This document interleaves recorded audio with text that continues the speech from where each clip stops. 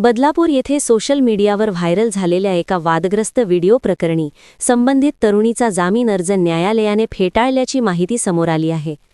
प्रभू श्रीरामांविषयी अपशब्द वापरल्याचा आरोप असलेल्या या व्हिडिओच्या पार्श्वभूमीवर तरुणीविरुद्ध गुन्हा दाखल करण्यात आला होता.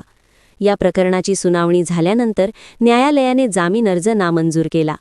दरम्यान न्यायालयाच्या निर्णयानंतर काही हिंदू धर्मीय तरुण तसेच अंबरनाथ वकील संघटना यांच्या वतीने घोषणाबाजी करण्यात आली आणि फटाके वाजवून प्रतिक्रिया व्यक्त करण्यात आल्या.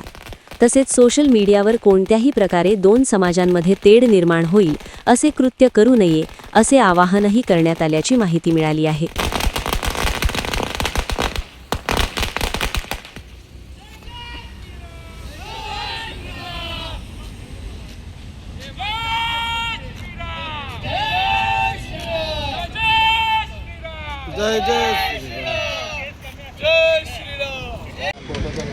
जय श्रीराम. आपली सुरुवात श्रीरामानेच असते आणि शेवट देखील आपल्या सर्वांचा श्रीरामानेच होणार असतो. आज श्रीराम आराध्य दैवत संपूर्ण विश्वाचे, त्यांच्यावरती जे काही अभद्र टिप्पणी केली आणि त्याचा पडसाद संपूर्ण भारत देशात झाला.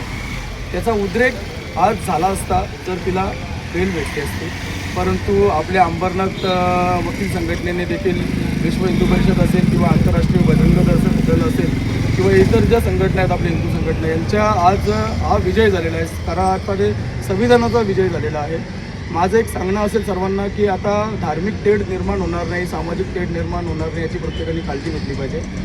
बाकी त्या मुलीला कशी कठोरात कठोर कारवाई होईल हे कायदा व्यवस्थेचा प्रश्न असतो, आपण राखलं पाहिजे आणि तिला कठोरात कठोर कारवाई होईल याचा आपण प्रयत्न करू. धन्यवाद.